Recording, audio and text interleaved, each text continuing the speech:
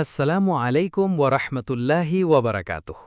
প্রিয় দর্শক, আজকে আমি আপনাদের এমন একটি গল্প শোনাব যে গল্প শুনলে বুকের ভেতরটা কেঁপে ওঠে, চোখ ভিজে আসে, মনে হয় আল্লাহ সুবহানাহু ওয়া তাআলা কতটা মহান, কতটা সূক্ষ্মভাবে তিনি তার বান্দার খেয়াল রাখেন। এটা কোনো কল্পকাহিনী নয়, এটা সত্যিকারের একটি ঘটনা। ঘটনার কেন্দ্রে আছেন ইসলামের ইতিহাসের অন্যতম শ্রেষ্ঠ আলেম ইমাম আহমদ ইবনে হাম্বল রাহিমাহুল্লাহ, আর আছেন একজন সাধারণ রুটিওয়ালা, যার নাম কেউ জানে না, যার কোনো বড় পদ নেই, যার কোনো মাদ্রাসার সনদ নেই, কিন্তু তার একটি আমল এতটাই শক্তিশালী ছিল যে আল্লাহ তার প্রতিটি দোয়া কবুল করতেন। সেই আমলটি কি? সেটাই আজকের গল্পের মূল রহস্য।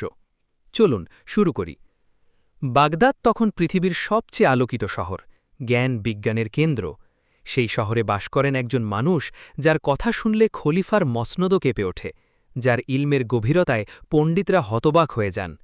তিনি হলেন আবু আবদুল্লাহ আহমদ ইবনে মোহাম্মদ ইবনে হাম্বল আশ-শাইবানী, সংক্ষেপে ইমাম আহমদ ইবনে হাম্বল।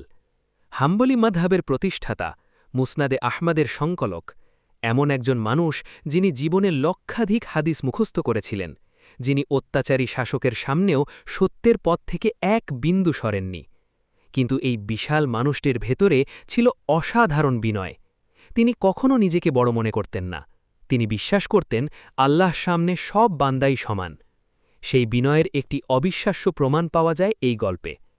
একবার ইমাম আহমদকে কোনো প্রয়োজনে সফরে বের হতে হল। দীর্ঘ পথ পেরিয়ে তিনি ইরাকের একটি ছোট শহরে পৌঁছালেন। শহরটি তেমন বড় নয়, বাগদাদের মতো জমজমাট নয়, সাধারণ মানুষের সাধারণ জীবন। কিন্তু আল্লাহ চেয়েছিলেন এখানেই একটি অলৌকিক ঘটনা ঘটবে, একটি ঘটনা যা ইতিহাসের পাতায় চিরকাল লেখা থাকবে। সন্ধ্যা নেমে এসেছে, আকাশের রং বদলে যাচ্ছে, শীতের হাওয়া তীক্ষ্ণ হয়ে উঠছে। ইমাম আহমদ ক্লান্ত শরীরে শহরে ঢুকলেন। সেই যুগে হোটেল বা সরাইখানার ব্যবস্থা এখনকার মতো সহজ ছিল না। তখনকার দিনে মুসাফিররা সাধারণত মসজিদে রাত কাটাতেন। মসজিদ ছিল শুধু নামাজের জায়গা নয়, মসজিদ ছিল পথিকের আশ্রয়, ইলমের কেন্দ্র, সমাজের হৃৎপিণ্ড। ইমাম আহমদ প্রধান মসজিদে গেলেন। এশার আজান হল, জামাতে নামাজ পড়লেন। নামাজ শেষে যখন সবাই যার যার বাড়ি ফিরে যাচ্ছেন, ইমাম আহমদ মসজিদের এক কোণে একটু ঠ্যাস দিয়ে বসলেন। ভাবলেন একটু বিশ্রাম নেবেন।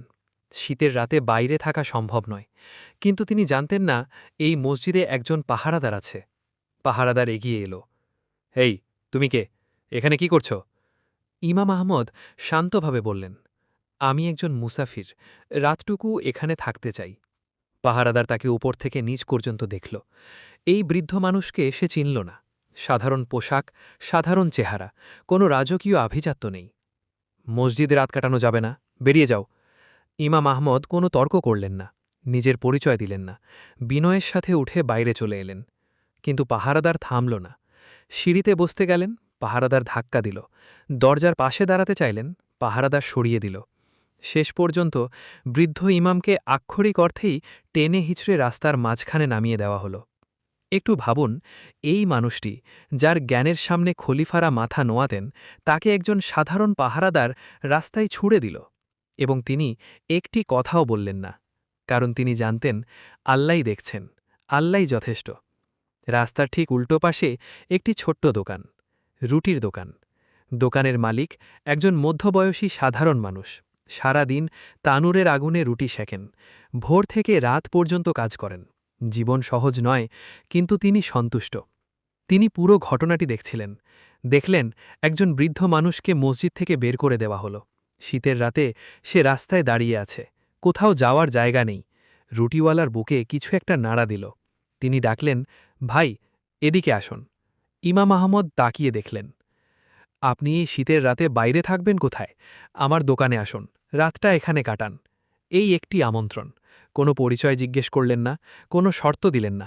শুধু দেখলেন একজন মানুষের দরকার আছে এবং তার সাহায্য করার সামর্থ্য আছে। ইমাম আহমদ গেলেন। ছোট্ট দোকান, উষ্ণ তানুরের আঁচ, সেই আছেই রাতটা কাটানো সম্ভব। রুটিওয়ালা বললেন, আপনি বিশ্রাম নিন, আমি কাজ করি। ইমাম আহমদ শুয়ে পড়লেন, কিন্তু ঘুম আসছিল না। কারণ তিনি একটি জিনিস লক্ষ্য করলেন, রুটিওয়ালা কাজ করছেন আর একটানা মুখে কিছু একটা বিড়বিড় করে যাচ্ছেন। থামছেন না, বিরতি নেই। রুটি বানাচ্ছেন আর মুখে কিছু পড়ছেন, আটা মাখছেন আর পড়ছেন, তানুরে দিচ্ছেন আর পড়ছেন। ইমাম আহমদ কান পাতলেন।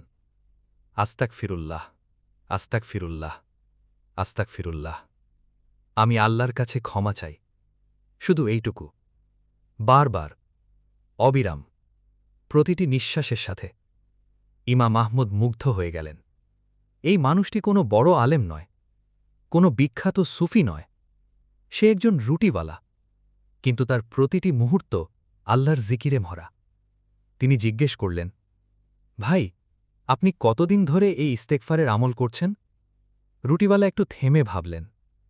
অনেক দিন ধরে। মনে নেই ঠিক কতদিন। ছোটবেলা থেকে অভ্যাস। কেন করেন? কোনো বিশেষ কারণ আছে? রুটিওয়ালা হাসলেন। কারণ আছে কি না জানি না, শুধু মনে হয় আমি একজন পাপী মানুষ। আল্লাহর কাছে ক্ষমা না চাইলে কে ক্ষমা করবে? তাই সব সময় চাই। ইমাম আহমদ আবার জিজ্ঞেস করলেন, এই দীর্ঘদিনের ইস্তেগফারের বিনিময়ে আল্লাহ কি আপনাকে কিছু দিয়েছেন? এবার রুটিওয়ালা একটু গম্ভীর হলেন। তানুরের আলোয় তার চেহারা জলজল করছে। তিনি বললেন, আল্লাহর কসম করে বলছি, আমি জীবনে যা চেয়েছি আল্লাহ তাই দিয়েছেন। আমার এমন কোনো দোয়া নেই যা কবুল হয়নি। একবার ভাবুন, এই কথাটা কেউ বলছে না যে আমি বড় আলেম, বলছে না যে আমি অনেক ইবাদত করি, বলছে না যে আমি হজ করেছি বা বড় দান করেছি, শুধু বলছে আমি ইস্তেগফার করি এবং আল্লাহ আমার দোয়া কবুল করেন। ইস্তেগফারের এই শক্তির কথা কুরআনেও আছে। আল্লাহ বলেছেন হজরত নূহ আলাইহিস সালামের বর্ণনায়, আমি বললাম, তোমাদের রবের কাছে ক্ষমা চাও, নিশ্চয়ই তিনি অত্যন্ত ক্ষমাশীল। তিনি তোমাদের উপর আকাশ থেকে প্রচুর বৃষ্টি পাঠাবেন, তোমাদের ধনসম্পদ ও সন্তান সন্ততি দিয়ে সাহায্য করবেন। সূরা নূহ 10-12। ইমাম আহমদ আগ্রহী হয়ে উঠলেন। আপনি বললেন সব দোয়া কবুল হয়েছে, কিন্তু একটি ছাড়া। সেটি কি? রুটিওয়ালার মুখে এক অদ্ভুত মিষ্টি বেদনা ফুটে উঠল। তিনি বললেন, আমার একটাই আক্ষেপ। আমি অনেক দিন ধরে একটি দোয়া করছি, যেটা এখনও পূরণ হয়নি। আমি চেয়েছিলাম এই যুগের সবচেয়ে বড় আলেম ইমাম আহমদ ইবনে হাম্বলকে একবার নিজের চোখে দেখতে। থামলেন। কিন্তু তিনি থাকেন বাগদাদে, আর আমি এই ছোট্ট শহরে। কিভাবে দেখব? ভাবি, হয়তো এই দোয়াটা আমার কপালে নেই। এই মুহূর্তে দুজন মানুষ, একজন সাধারণ একজন রুটিওয়ালা, যে জানে না তার পাশে বসে আছেন ঠিক কে, আর একজন সেই মানুষ যাকে সে বছরের পর বছর ধরে দেখতে চেয়েছেন, যার জন্য সে দোয়া করেছেন, যাকে সে এতদিন স্বপ্নেও দেখেছে হয়তো। আল্লাহ কতটা মহান দেখুন। এই মানুষটির দোয়া পূরণ করতে আল্লাহ কি করলেন? বাগদাদ থেকে ইমাম আহমদকে এই শহরে নিয়ে এলেন, মসজিদ থেকে বের করে দিলেন, শীতের রাতে পথে দাঁড় করিয়ে দিলেন, আর রুটিওয়ালার মন নরম করে দিলেন যেন সে ডাক দেয়। ইমাম আহমদ আর স্থির থাকতে পারলেন না। বুকের ভেতরে যেন কিছু একটা ভেঙে পড়ল। তার চোখ দিয়ে পানি গড়িয়ে পড়ল। তিনি কাপা গলায় বললেন, আল্লাহ তোমার ইস্তেগফারের বরকতে সেই দোয়াটিও কবুল করেছেন। আমি সেই আহম্মদ ইবনে হাম্বল। রুটিওয়ালা স্তব্ধ হয়ে গেলেন। হাত থেকে রুটি পড়ে গেল। সে কি স্বপ্ন দেখছে? এই বৃদ্ধ মানুষটি যাকে সে আশ্রয় দিয়েছে, যার সাথে কথা বলছে, ইনিই সেই ইমাম আহম্মদ? সে কিচ্ছু বলতে পারল না, শুধু কাঁদল। আর ইমাম আহম্মদও কাঁদলেন।